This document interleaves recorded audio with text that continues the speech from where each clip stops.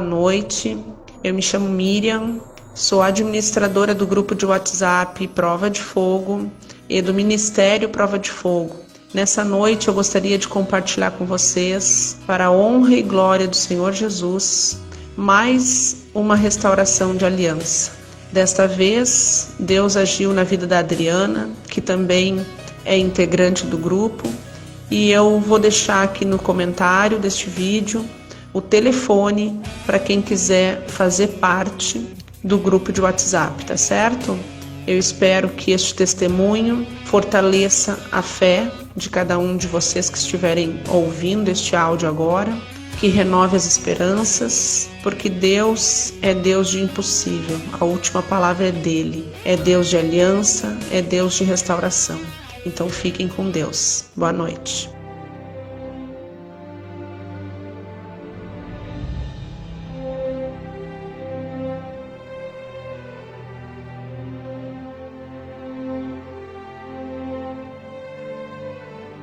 Para a honra e glória do meu Deus, eu quero dar o testemunho da restauração do meu casamento e comentar um pouco sobre o período em que eu passei no deserto. No meu primeiro ano de casamento, eu e meu marido, nós enfrentamos grandes dificuldades de convivência um com o outro, em nos adaptar, porque éramos muito imaturos e nós não tínhamos o conhecimento da palavra, né? E por conta disso, depois do meu primeiro ano de casada, eu fui chamada ao deserto. Eu permaneci nesse deserto por mais ou menos 4 meses. A princípio, quando meu marido anunciou que ia embora, eu me desesperei, chorei e fiz aquilo que é ensinado a gente não fazer, que é ir atrás. Eu procurei ele, liguei, implorei para que ele voltasse, porque eu não compreendia. E com isso, eu fiz com que o meu marido se afastasse ainda mais de mim. Eu, de certa forma, contribuí para que ele fosse para o mundo, para que ele se deixasse levar pelas amizades, pelo álcool, pelas mulheres, enfim. E passei por um período muito difícil, depressivo, nos 2 primeiros meses. Mas depois comecei a buscar o Senhor. E o Senhor foi trabalhando, foi me tratando. Só que eu ainda não tinha o conhecimento do que significava esse deserto, do porquê que Deus tinha permitido aquilo na minha vida. E eu fiz muitos votos, jejuns, oração, e Deus trouxe meu marido de volta. Só que eu não estava transformada, porque até então eu não compreendia aquele processo que eu estava passando. E a minha mudança foi superficial, né? O meu encontro com Deus foi superficial. Eu busquei a Deus pelo o que Ele tinha para me oferecer, não porque Ele realmente era. Busquei para que Ele viesse trazer meu marido de volta. E aconteceu. Mas passamos mais um ano, né? Muito turbulento. E no segundo ano de casamento fui chamada novamente ao deserto. Mais uma vez o meu marido anunciou que ia sair de casa e fez dessa forma, né? Dessas 2 vezes ele foi para a casa da mãe dele e dessa vez eu não fiquei tão mal porque eu já tinha passado por isso, então de certa forma eu já tinha uma força dentro de mim, né? E me apeguei novamente ao Senhor, mas mais uma vez eu não compreendi o que o Senhor queria com aquilo. Busquei, fiz votos, propostas e meu marido retornou novamente para casa, acho que depois de 1 mês ele tinha saído de casa. E novamente a minha mudança, o meu encontro com Deus foi tudo muito superficial. E aí a gente passou mais um ano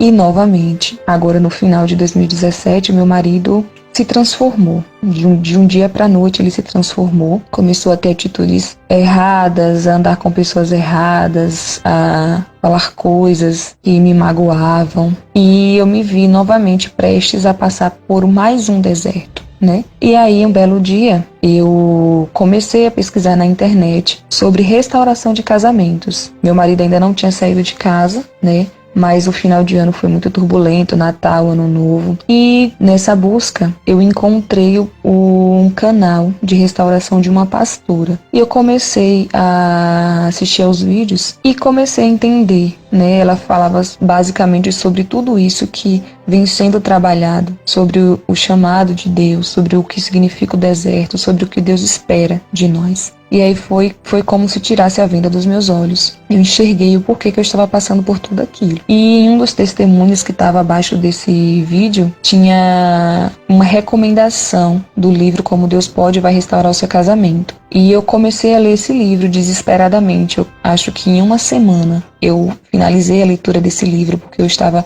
ansiosa por uma solução para a restauração do meu casamento. E Deus falou comigo, eu comecei a entender muito do que Deus queria para minha vida. Eu comecei a entender o tipo de mulher que eu estava sendo, uma mulher rixosa, né? Uma mulher mandona, desrespeitosa. Foi como se tivesse tirado a venda dos meus olhos. E aí o meu marido, nesse processo em que eu estava nessa busca, ele me mandou uma mensagem, não falou pessoalmente, mandou uma mensagem falando que queria separação e que era pra gente resolver a nossa situação.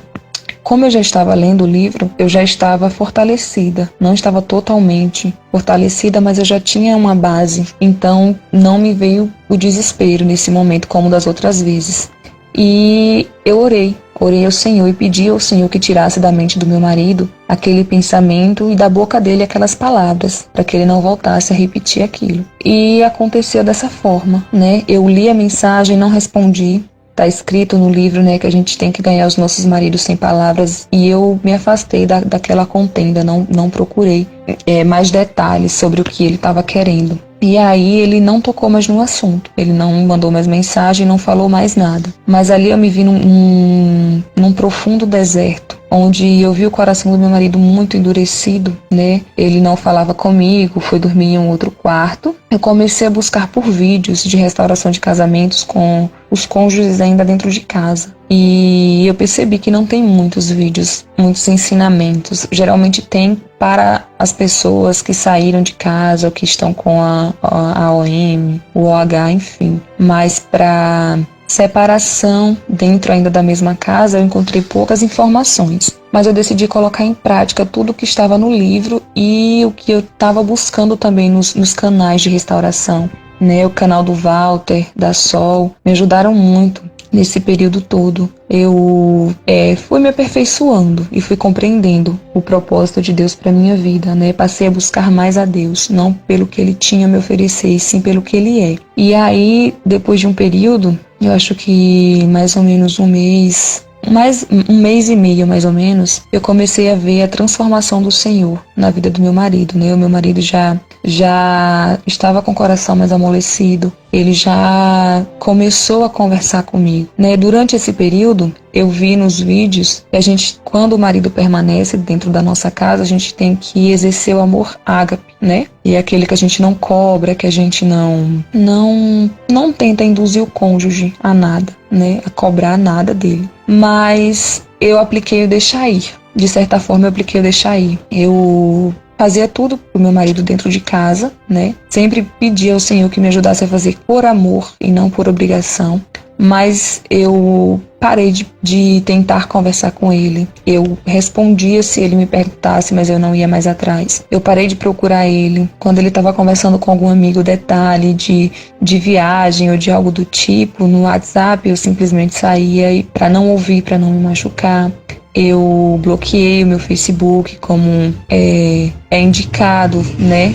Que a gente se afaste de tudo aquilo que nos traz informações dos nossos cônjuges e que nos faz sofrer. Então eu pratiquei o deixar ir, né? Muito falado. E eu digo a vocês que é muito importante vocês colocarem em prática, é doloroso. A gente pensa que fazendo isso a gente vai fazer com que os nossos cônjuges esqueçam de nós, mas não. Muito pelo contrário, né? A gente está fazendo com que Deus trabalhe e venha fazer com que eles sintam falta e desejo por estar conosco. Porque das primeiras vezes em que eu passei por todas as situações que eu já relatei, na primeira vez mesmo do deserto, eu busquei constantemente estar em contato com meu marido, mandando mensagem, ligando, pedindo, clamando para que ele voltasse. E ele não voltou, ele se afastou de mim. Só no momento em que eu permiti que ele realmente fosse, aí sim ele começou a sentir falta e ele voltou, né?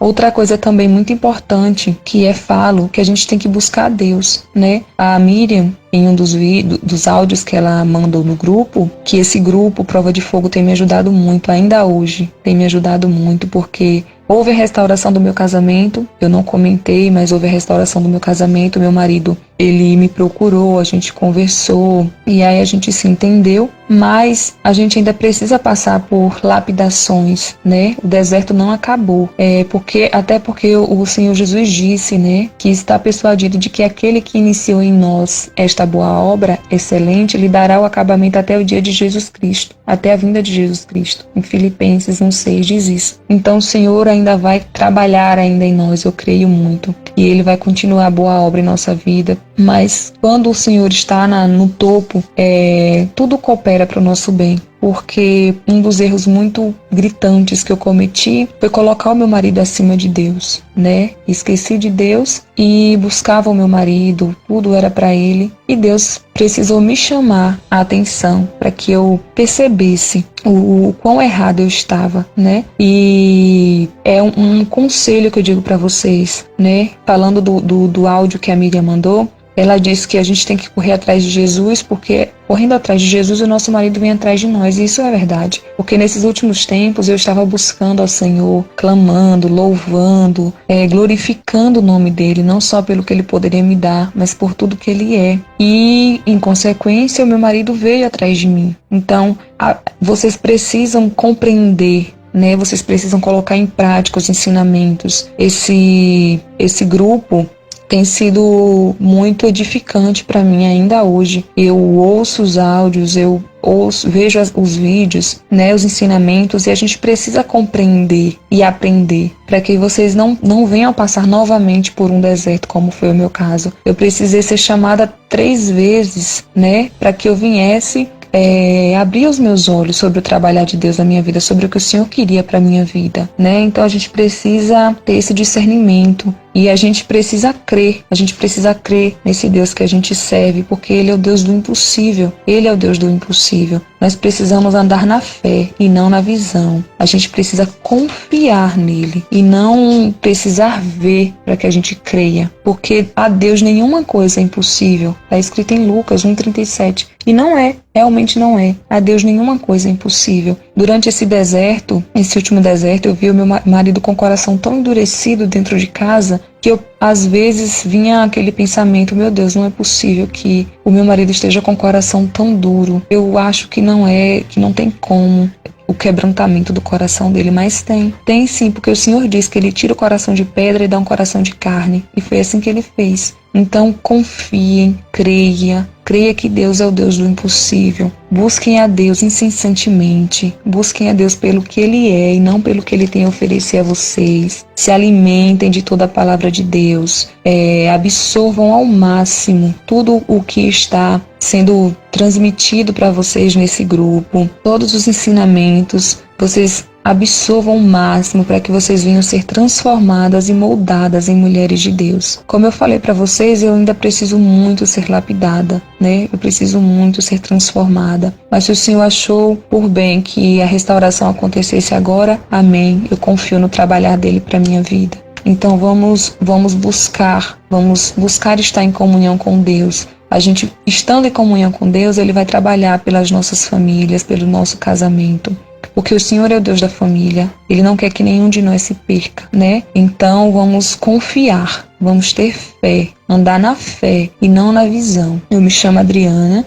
Qualquer dúvida, eu estou à disposição. Que Deus abençoe poderosamente a vida de vocês, que Deus abençoe grandemente a vida de vocês e que dê o sustento que vocês necessitam para passar por esse momento de aprendizagem na vida de vocês. Clamem forças ao Senhor. Eu sempre clamava que Deus me sustentasse, que Ele fosse o meu sustentáculo e a minha rocha, que Ele estivesse comigo em cada momento. E Ele me honrou porque Ele é fiel. Não por minha honra, nem por meu mérito, mas para a honra e glória do nosso Senhor Jesus, porque Ele é o único digno de louvor e de adoração.